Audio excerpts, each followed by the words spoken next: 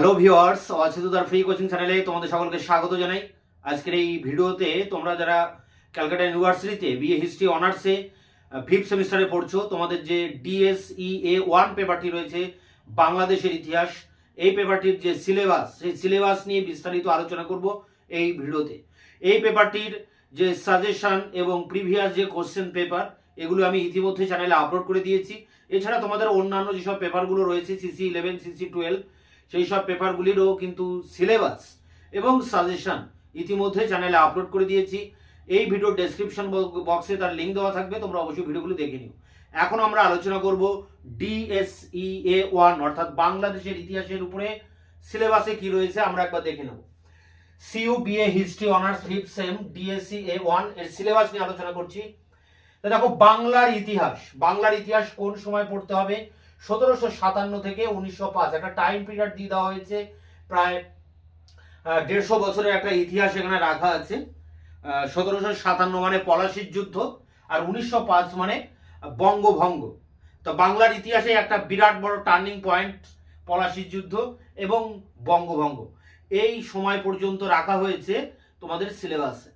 তো বাংলার ইতিহাসের এর পরের যে অংশটা রয়েছে 1905 থেকে 1947 পর্যন্ত বা তারও পরবর্তী, এই অংশটা তোমাদের এর পরবর্তীতে DSE B1 B2 অর্থাৎ 6 সেমিস্টারে তোমাদেরকে রাখা হয়েছে। তো এখন আমরা আলোচনা করছি বাংলার ইতিহাসের প্রথম অংশ, অর্থাৎ 1757 থেকে 1905, এই প্রায় 150 বছরের ইতিহাস।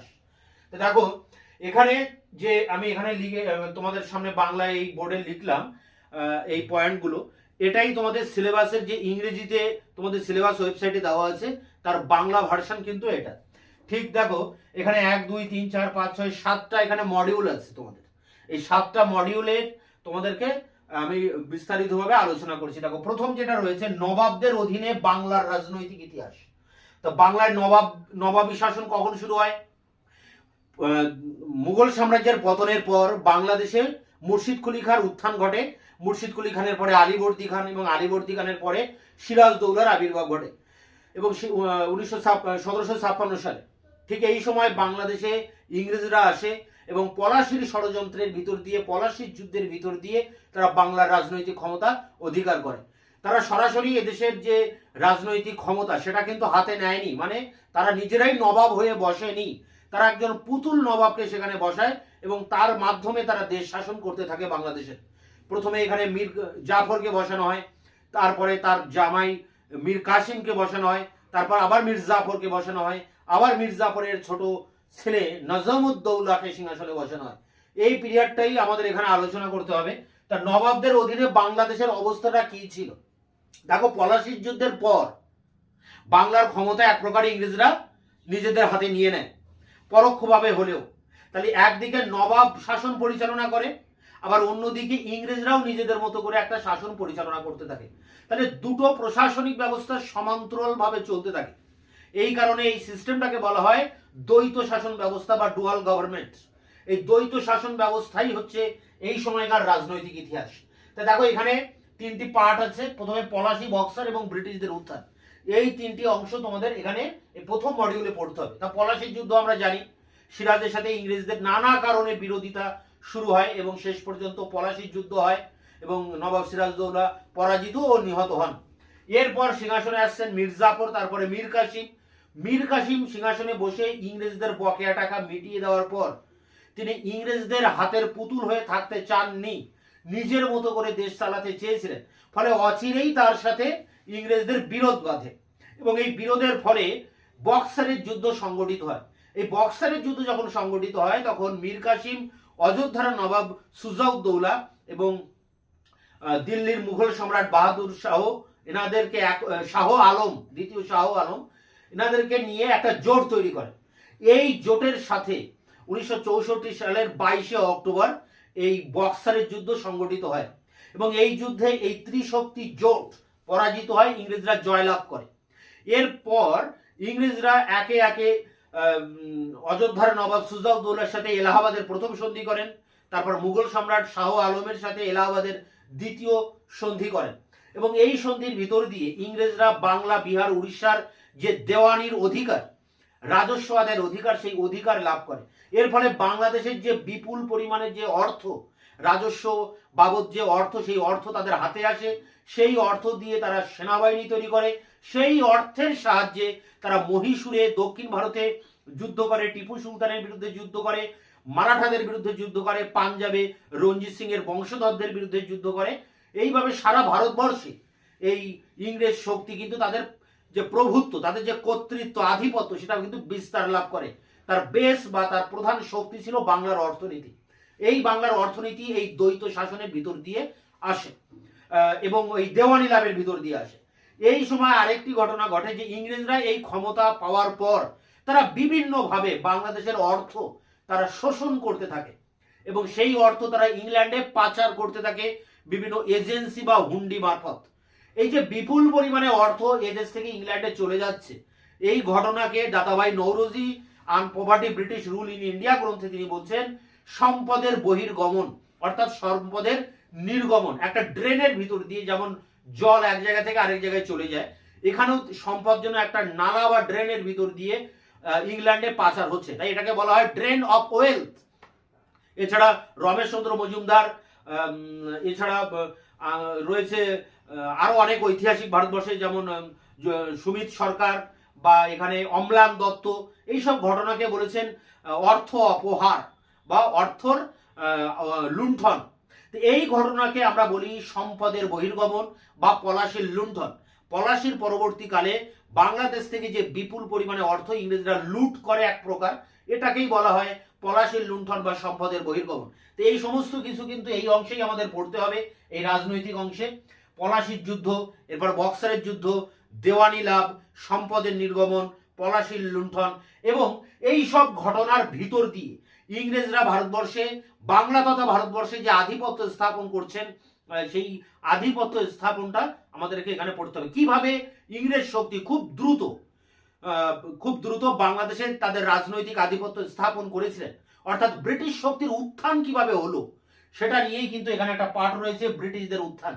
এখানে পলাশি, বক্সার এবং ব্রিটিশদের উত্থান, এই তিনটেই কিন্তু বড় প্রশ্ন। পাশাপাশি সম্পদের নির্গমন একটা বড় প্রশ্ন, আবার ছোট আসতে পারে টিকা হিসেবে, পলাশির লুণ্ঠনও আসতে পারে আলাদাভাবে।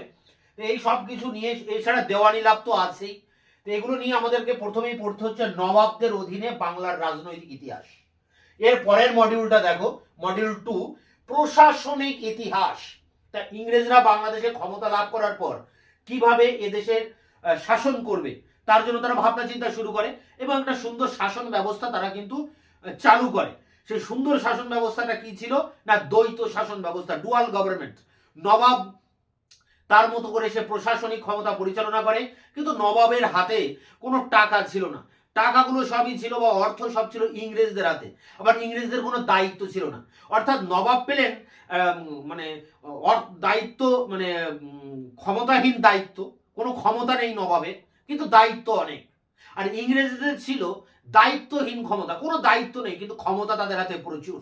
তো এই যে শাসন ব্যবস্থা, একেই বলা হয় দ্বৈত শাসন ব্যবস্থা। এই দ্বৈত শাসন ব্যবস্থার ফলে বাংলাদেশের অর্থনীতি ভেঙে পড়ে, দুর্ভিক্ষ দেখা দেয় 1776-এর মন্বন্তর বলি আমরা যাকে। এই সব ঘটনার পর যখন ওয়ারেন হেস্টিংস এদেশে গভর্নর হিসেবে আসেন, তিনি এই দ্বৈত শাসন ব্যবস্থা রদ করে দেন 1772 নাগাদ। এই সময় ইংরেজ ইস্ট ইন্ডিয়া কোম্পানি ইংল্যান্ডে ইংরেজ ইস্ট ইন্ডিয়া কোম্পানি ইংরেজ সরকারের কাছে একটা 1 মিলিয়ন, যে মানে 10 লক্ষ পাউন্ড একটা অর্থ সাহায্যের দাবি জানায়, ঋণ নিতে চায় ব্রিটিশ সরকারের কাছে। ব্রিটিশ সরকার তখন ভাবনা চিন্তা করে যে এই যে ইংরেজ কোম্পানি, এর উপরে নিয়ন্ত্রণ প্রতিষ্ঠা করতে হবে। একটা কোম্পানি একটা দেশ শাসন করছে ইংরেজদের নাম করে, কিন্তু এই কোম্পানিকে নিয়ন্ত্রণ করবে ইংরেজ সরকার, ইংল্যান্ডের রাজা রানী। তার জন্য কি করতে হবে, এই কোম্পানির উপরে রেগুলেট করতে হবে, অর্থাৎ তাকে নিয়ন্ত্রণ করতে হবে। সেই প্রয়োজনের তাগিদে শুরু হয় রেগুলেটিং অ্যাক্ট। 1773-এ এই রেগুলেটিং অ্যাক্ট প্রথম পাস হয় এবং এই আইনেরও কিছু কিছু ত্রুটি দেখা দেয় পরবর্তীকালে। এই জন্য 1784 সালে ইংল্যান্ডের প্রধানমন্ত্রী পিটের অধীনে পিটের ভারত শাসন আইন পাস হয়। তা যাই হোক, এইসব আইনের মূল কথা এটাই যে কোম্পানিকে নিয়ন্ত্রণ করা। কোম্পানি এদেশে কি করছে, কত টাকা ইনকাম করছে, বা ব্যবসা বাণিজ্য কি করছে কি না করছে, সমস্ত রিপোর্ট ইংরেজ সরকারের হাতে তুলে দেবে বছরে। এবং একটা board of control, board of director তৈরি হবে ইংল্যান্ডে, তারাই কিন্তু এই কোম্পানিকে পরিচালনা করবে। এবং 20 বছর পর পর এই কোম্পানিকে ইংরেজ সরকারের কাছ থেকে লাইসেন্স বা সনদ নিতে হবে। ভারতবর্ষে বা বাংলাদেশে বাণিজ্য করার জন্য যে ছাড়পত্র, সেটা ব্রিটিশ গভর্নমেন্টের কাছ থেকে নিতে হবে। তাই 1773-এর 20 বছর পর অর্থাৎ 1793 সালে একটা আইন পাশ করা হয় বা একটা সনদকে নবীকরণ করতে হয়, যাকে বলা হয় চার্টার অ্যাক্ট বা সনদ আইন। 1793 সালে প্রথমে এই সনদ আইন আসছে, তার 20 বছর পর 1813 সালে আবার সনদ আইন পাশ হচ্ছে, আবার 20 বছর পর 1833 সালে আবার সনদ আইন পাশ হচ্ছে, তারও 20 বছর পর 1853 সালে আবার সনদ আইন পাশ হচ্ছে। এরপরে আর কিন্তু সনদ আইন আসেনি বা পাশ করার প্রয়োজন হয়নি। তার কারণ 1857 সালে সিপাহী বিদ্রোহ হয় ভারতবর্ষে, এবং এই সিপাহী বিদ্রোহের ভিতর দিয়ে ভারতবর্ষে কোম্পানির যে শাসন তার অবসান ঘটানো হয়। ইংরেজ সরকার বা ইংল্যান্ডের রানী ভিক্টোরিয়া ভারতবর্ষের শাসন নিজের হাতে নেন, কোম্পানির শাসন আর থাকে না। এই কারণে আর লাইসেন্স নবীকরণের প্রয়োজন হয়নি পরবর্তীকালে। তাহলে এখানে আমাদের কয়েকটা আইন কিন্তু পড়তে হচ্ছে, মানে কয়েকটা প্রশাসনিক আইন। 1773-এর রেগুলেটিং অ্যাক্ট, 1784-র পিটের ভারত শাসন আইন, 1793 চার্টার অ্যাক্ট, 1813 সালের চার্টার অ্যাক্ট, 1833-এর চার্টার অ্যাক্ট, 1853 সালের চার্টার অ্যাক্ট। এই আইনগুলোর ভিতরে কয়েকটা চার্টার অ্যাক্ট খুবই গুরুত্বপূর্ণ ছিল। যেমন প্রথমে যেটা বলি, 1773 সালের যে চার্টার অ্যাক্ট, সেই চার্টার অ্যাক্টের ভিতর দিয়ে বলা হয় যে ভারতে বা বিশেষ করে বাংলাদেশে একটা সুপ্রিম কোর্ট প্রতিষ্ঠিত হবে, এবং সেই অনুযায়ী সুপ্রিম কোর্ট প্রতিষ্ঠিত হয়। এলিজা ইম্পে তার প্রধান বিচারপতি হিসেবে ভারতবর্ষে আসেন। এছাড়া 1813 সালের যে চার্টার অ্যাক্ট, সেই চার্টার অ্যাক্টে বলা হয় যে ভারতীয়দের শিক্ষা বিস্তারের জন্য এই কোম্পানি 1 লক্ষ টাকা করে ব্যয় করবেন। তা এই ভারতের শিক্ষার জন্য 1 লক্ষ টাকা ব্যয় করার অর্ডার দেওয়া হয়। এরপরে 1833-এর চার্টার অ্যাক্টে আরো একটা বিষয়, গুরুত্বপূর্ণ বিষয় উঠে আসে, সেটি হচ্ছে যে খ্রিস্টান মিশনারিরা অর্থাৎ খ্রিস্টান ধর্মের যারা প্রচারক, সেই প্রচারকরা ভারতে আসবেন এবং তারা খ্রিস্টান ধর্ম প্রচার করতে পারবেন। এছাড়া ইংরেজ কোম্পানির পাশাপাশি ইংল্যান্ডের আরো অনেক ব্যক্তিগত বণিক যারা নিজে ব্যক্তিগত উদ্যোগে ব্যবসা বাণিজ্য করে, তারাও কিন্তু দলে দলে ভারতবর্ষে আসতে পারবেন এবং ব্যবসা বাণিজ্য করতে পারবেন। তো এগুলো উল্লেখযোগ্য কিছু কিছু নিয়ম ছিল বা এই চার্টার আইনের কিছু কিছু নীতি ছিল। তা দেখো এখানে 1765 থেকে 1833 সাল পর্যন্ত কিন্তু এই প্রশাসনিক যে ইতিহাস, তার মধ্যে এই বিষয়গুলো রয়েছে। দ্বৈত শাসন রয়েছে, রেগুলেটিং অ্যাক্ট, পিটের ভারত শাসন আইন, চার্টার অ্যাক্ট, এই সমস্ত বিষয় নিয়ে পড়তে হবে এই অংশে। এরপরে দেখো 3 নম্বর মডিউল, 1 আর 2 বললাম, এবার 3 নম্বর মডিউল কি আছে না, ঔপনিবেশিক অর্থনীতি। ঔপনিবেশিক অর্থনীতি আবার 3টি পার্টে আমরা আলোচনা করব, কৃষি, বাণিজ্য এবং শিল্প। তো ইংরেজ সরকার এদেশে যখন রাজস্ব আদায় করার দায়িত্ব পায়, দেওয়ানি লাভ, কিভাবে রাজস্ব আদায় করবে সেটা নিয়ে অনেক পরীক্ষা নিরীক্ষা হয়, এবং শেষ পর্যন্ত সিদ্ধান্ত হয় যে 1 বছরের জন্য বা 5 বছরের জন্য জমি বন্দোবস্ত দেওয়া হবে ইজারাদারদের, যে সব থেকে বেশি রাজস্ব দিতে পারবে তাকেই এই জমি বন্দোবস্ত দেওয়া হবে। এইভাবে 1 সালা, 5 সালা, 10 সালা বন্দোবস্ত চালু হয় এবং শেষ পর্যন্ত চিরস্থায়ী বন্দোবস্ত বাংলাদেশে প্রবর্তিত হয়। তো এই চিরস্থায়ী বন্দোবস্তের উদ্দেশ্য, কারণ, ফলাফল এটা নিয়ে পড়তে হচ্ছে। এছাড়া এই সময় কৃষির বাণিজ্যিকীকরণ ঘটে, অর্থাৎ ভারতে কিছু আন্তর্জাতিক পণ্য যেমন নীল, আফিম বা এখানে পাট, এগুলো কিন্তু উৎপাদন করা শুরু হয়, এবং দলে দলে নীল করেরা বাংলাদেশে আসে এবং নীল চাষ করার জন্য চাষিদের উপরে তারা অত্যাচার করতে থাকে। এগুলো ছিল বাণিজ্যিক পণ্য, অর্থাৎ ভারতীয় বিশেষ করে বাংলাদেশের যে কৃষি, সেই কৃষির বাণিজ্যিকীকরণ ঘটে। শিল্পের প্রয়োজনে, কলকারখানার প্রয়োজনে যে কাঁচামাল উৎপাদন, সেটা শুরু হয় বাংলাদেশে। এই জন্য এই সময়ের কৃষি ছিল, কৃষির বাণিজ্যিকীকরণ ঘটেছিল কৃষিতে। এছাড়া তো বাগিচা শিল্প ছিলই, চা, কফি এগুলো তৈরি করা। এছাড়া দেখো বাণিজ্য, ইংরেজরা একচেটিয়া ভাবে বাণিজ্য এই সময় পরিচালনা করেছিলেন, কারণ তাদের কোনো শুল্ক দিতে হতো না, আর ভারতীয় বণিকদের বাণিজ্য করতে গেলে শুল্ক দিতে হতো। ফলে এই যে অসম প্রতিযোগিতা, এই প্রতিযোগিতায় ভারতীয় যারা ব্যবসায়ী যারা বণিক তারা ক্রমশ পিছু হটতে থাকে এবং সেই জায়গা দখল করে নেয় ইংরেজরা, এবং ইংরেজরা বাংলাদেশে একচেটিয়া ভাবে বাণিজ্য করতে থাকে এবং সম্পদ শোষণ করতে থাকে। তো এই সময় বাণিজ্যের চরিত্র ছিল পুরো এক পেশে একচেটিয়া। এছাড়া দেখো শিল্প, ইংরেজ সরকারের বা এই ইংরেজ ইস্ট ইন্ডিয়া কোম্পানির কিছু কিছু উদ্যোগপতি ছিলেন, কিছু কিছু শিল্পপতি, তারা বাংলাদেশে কলকারখানা তৈরি করে, বিশেষ করে পাট শিল্প। হাওড়া এবং কলকাতায় যে হুগলি নদীর দুই ধারে তারা একাধিক জায়গায় কিন্তু এই পাট শিল্প গড়ে তোলে। জর্জ অকল্যান্ড প্রথম রিসরাতে এই পাট ফ্যাক্টরি তৈরি করেন। এছাড়া আরো কিছু কিছু ছোট ছোট শিল্প কলকারখানা এই সময় বাংলাদেশে গড়ে তোলেন ইংরেজ কোম্পানি। এই জন্য পূর্ব ভারতে অর্থাৎ বাংলাদেশে যে শিল্প স্থাপিত হয়, যে শিল্পায়ন হয়, সেই শিল্পায়নে আমরা দেখি যে ইউরোপীয় পুঁজির আধিক্য, অর্থাৎ ইউরোপীয় পুঁজিপতিরাই কিন্তু বাংলাদেশে শিল্প স্থাপন করেছিলেন। তো এই ছিল ঔপনিবেশিক অর্থনীতি। এরপরে দেখো সামাজিক ও ধর্মীয় সংস্কার। সামাজিক এবং ধর্মীয় সংস্কার এবার শুরু হচ্ছে ভারতবর্ষে সমাজ সংস্কার আন্দোলন, ধর্ম সংস্কার আন্দোলন। এখানে কয়েকটা পার্ট আছে, সে কয়েকটা পার্টের ভিতর দিয়ে আমরা আলোচনা করব। খ্রিস্টান মিশনারিদের আগমন, এর আগে চার্টার অ্যাক্টে বলেছি যে খ্রিস্টান মিশনারিরা এদেশে ধর্ম প্রচার করতে আসছেন এবং তারা এদেশে এসে তারা এদেশের শিক্ষা প্রচারের জন্য তারা স্কুল কলেজ বিদ্যালয় তৈরি করেন। এবং এখানে আমরা শ্রীরামপুর মিশনারিদের কথা বলতে পারি, যারা ছাপাখানা তৈরি করেন এবং এই ছাপাখানার সাহায্যে তারা বই পুস্তক ছাপিয়ে শিক্ষা বিস্তারের কাজে তারা কিন্তু মনোনিবেশ করেন। এছাড়া বিভিন্ন সংবাদপত্র তারা প্রকাশ করতে থাকেন। William Carey, William Marshman, William world, এই তিনজনকে একসাথে বলে শ্রীরামপুর ত্রয়ী। তা খ্রিস্টান মিশনারিদের মধ্যে এদের নাম করতেই হয়। এনারাই বাংলাদেশে কিন্তু শিক্ষার বিস্তারে এক উল্লেখযোগ্য ভূমিকা নিয়েছিলেন। এছাড়া অন্যান্য খ্রিস্টান মিশনারিদের কথা বলা যায়, যেমন আলেকজান্ডার ডাফের কথা বলা যায়, যিনি জেনারেল অ্যাসেম্বলি ইনস্টিটিউট, যেটা স্কটিশ চার্চ কলেজ, সেটা তৈরি করেন। একজন ইউরোপীয় বুদ্ধিজীবী ড্রিঙ্ক ওয়াটার বেথুন, তিনি বেথুন কলেজ তৈরি করেন মেয়েদের জন্য। প্রথমে বালিকা বিদ্যালয় তৈরি করেন, পরে এটা বেথুন কলেজে পরিণত হয়। এছাড়া ডেভিড হেয়ারের কথা বলা যায়, যিনি হেয়ার স্কুল তৈরি করেন। এছাড়া Calcutta book society, Calcutta school book society, এরকম একাধিক প্রতিষ্ঠান তৈরি করেন শিক্ষা বিস্তারের উদ্দেশ্যে। তার এই খ্রিস্টান মিশনারিরা একদিকে যেমন ধর্ম প্রচার করেছিলেন, পাশাপাশি অন্যদিকে কিন্তু বাংলাদেশে শিক্ষা বিস্তারের কাজেও তারা মনোনিবেশ করেছিলেন। এবং এক্ষেত্রে যে চার্টার অ্যাক্টে বলা হয়েছিল যে 1 লক্ষ টাকা ব্যয় করা হবে ভারতীয়দের শিক্ষা বিস্তারের ক্ষেত্রে, এই টাকা কোন খাতে ব্যয় করা হবে?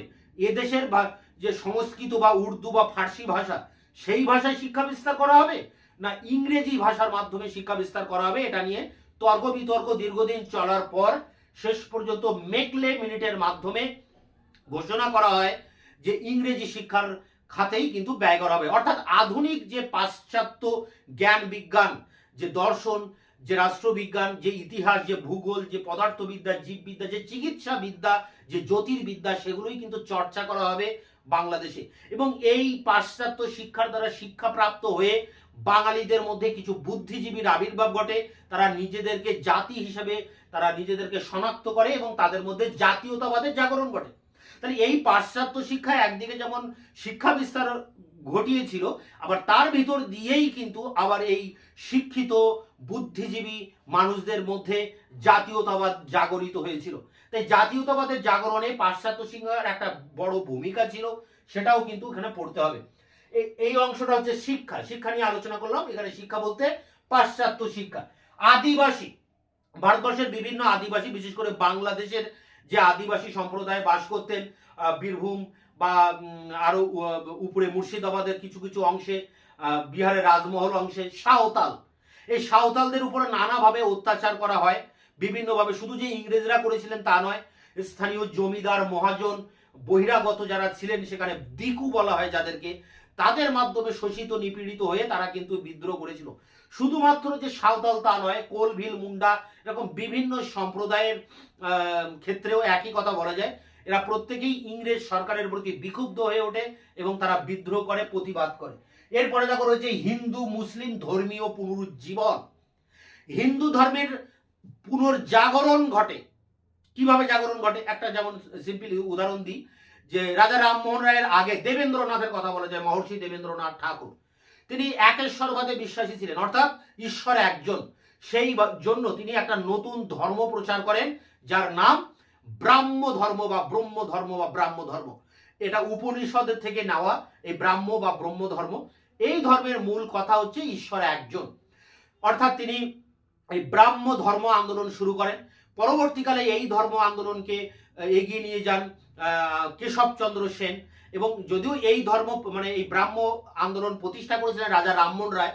প্রথমে আত্মীয় সভা বলে একটি সভা প্রতিষ্ঠা করেন, পরে এই সভা তৈরি হয় ব্রাহ্ম সভায় পরিণত হয়।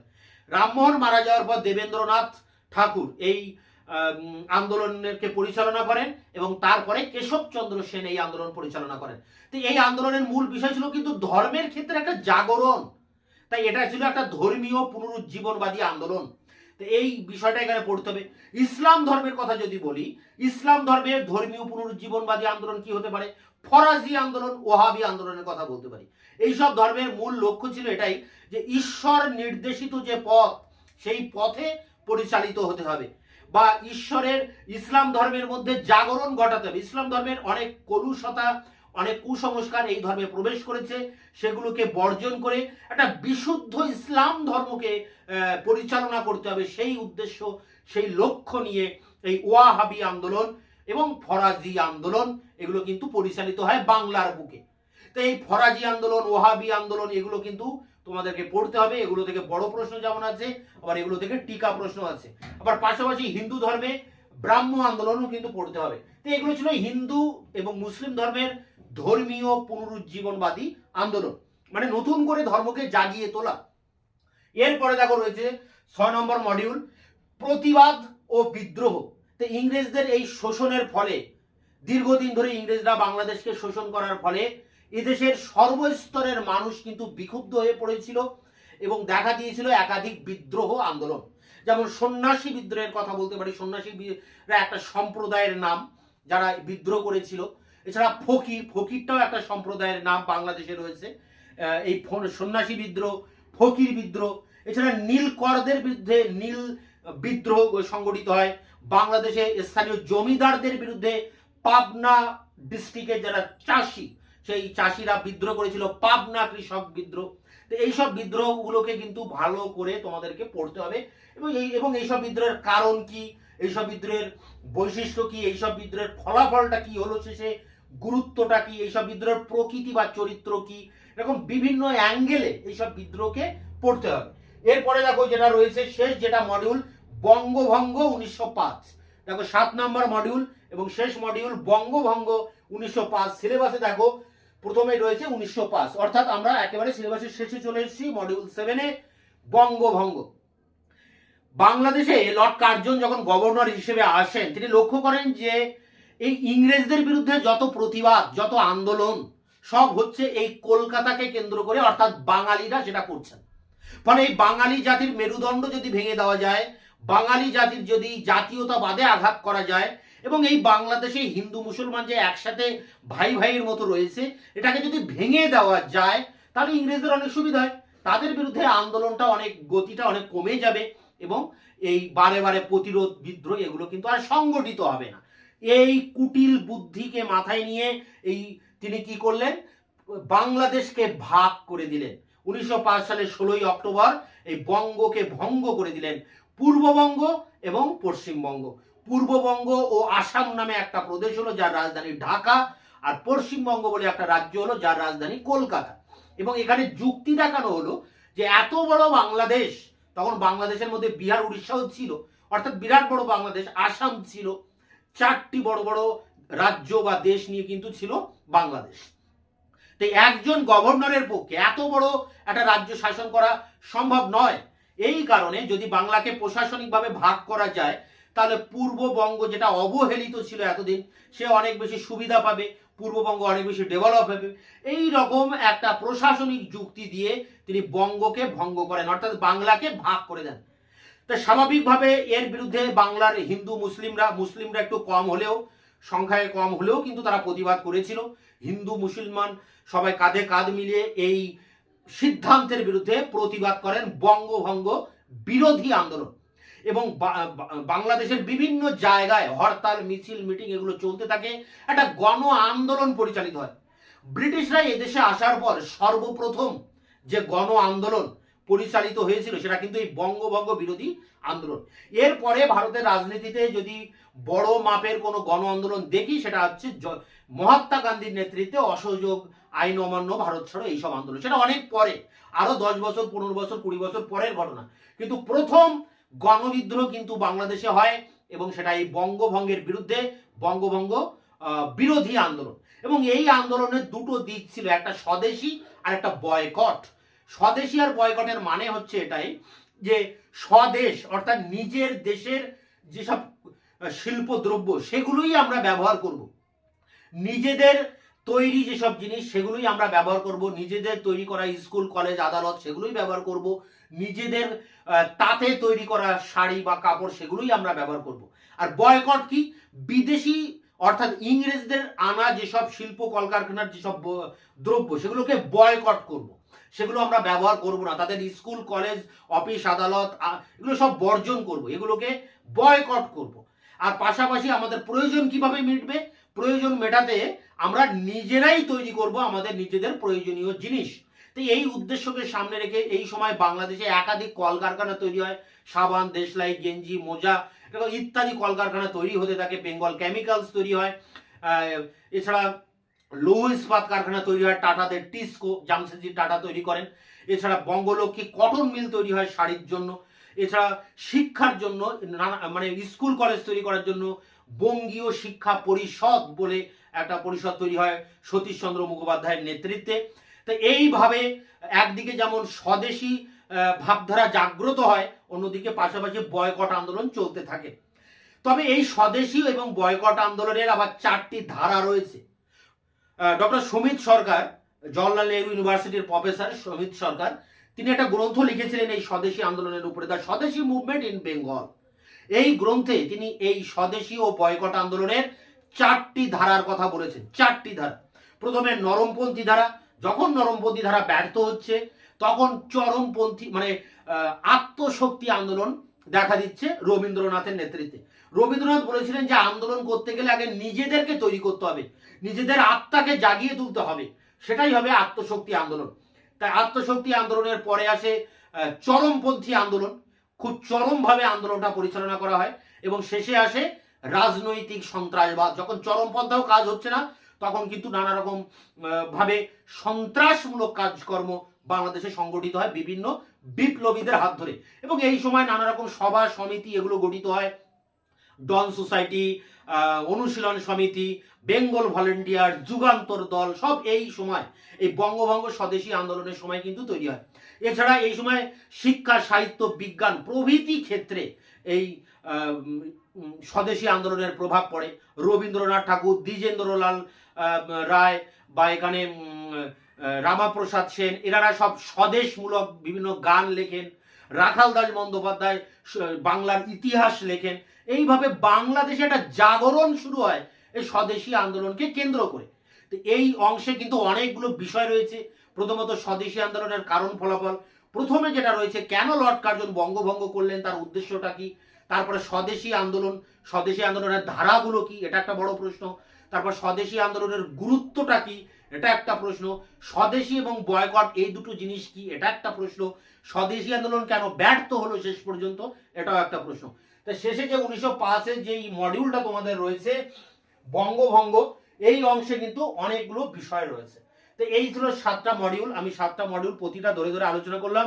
এটা তোমাদের বোঝা অবশ্যই প্রয়োজন তোমাদের অনার্সের স্টুডেন্ট হিসেবে, যেহেতু তোমরা যদি সিলেবাসটা না বোঝো ভালো করে তাহলে কিন্তু কখন কোন প্রশ্ন কলেজে স্যার পড়াচ্ছেন এটা বুঝতে পারবে না। তাই সিলেবাস সবার আগে সুন্দর করে বোঝা প্রয়োজন। এর আগে তোমাদের যে দুটো পেপার রয়েছে সিসি 11 এবং 12, সেগুলোর উপরেও কিন্তু আমি সিলেবাস বিস্তারিত আলোচনা করেছি। যদি তোমাদের মনে হয় তোমরা অবশ্যই ভিডিওগুলো দেখে নিও। যদি তোমাদের প্রয়োজন হয় যে সিলেবাস বোঝা, তাহলে তোমরা এই ভিডিওগুলো দেখে নিও। দেখো এই সিলেবাস বোঝানোর ব্যাপারটা এগুলো তোমরা সাধারণত পাবে না, ইউটিউবে কোনো চ্যানেলে পাবে না এইভাবে কোনো সিলেবাসকে ডিসকাস করা। একমাত্র কলেজের স্যারেরা তোমাদের কিছু কিছু সিলেবাস হয়তো বোঝাবেন, এছাড়া অন্য কোনো জায়গায় তোমরা এই সিলেবাস বুঝতে পারবে না। তোমাদের যে টিউশন মাস্টার রয়েছেন বা টিউশন যেখানে পড়ো সেই স্যারও তোমাদেরকে বোঝাবেন না এই সিলেবাসে কি রয়েছে, এটাও আমি তোমাদের বলে দিই। তাই এই জন্য বলছি সিলেবাস বোঝাটা খুবই জরুরি। সিলেবাসের উপরে তেমন কোনো ভিডিও তোমরা ইউটিউবে পাবে না, তাই তোমরা অবশ্যই এই সিলেবাসটাকে একটু বুঝে নেওয়ার চেষ্টা করবে। দরকার হয় আবার পুনরায় দেখবে প্রথম থেকে, তাহলে বুঝতে পারবে। একবারে না বললে বুঝতে পারলেও বারে বারে দেখবে, তাহলে ঘটনাগুলো পরপর মডিউল ধরে ধরে তোমরা বুঝতে পারবে যে বাংলার ইতিহাসের কোন কোন দিক আমাদেরকে পড়তে হচ্ছে।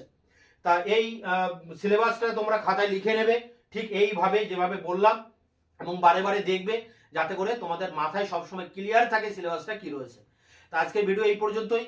এরপরে দেখা হচ্ছে পরবর্তী ক্লাসে তোমাদের ক্লাস রিলেটেড কোনো ভিডিও নিয়ে। ততক্ষণে তোমরা চ্যানেলকে সাবস্ক্রাইব করে রাখবে, বন্ধুদের কাছে শেয়ার করবে, এবং ভিডিওটি ভালো লাগলে অবশ্যই একটা লাইক দেবে।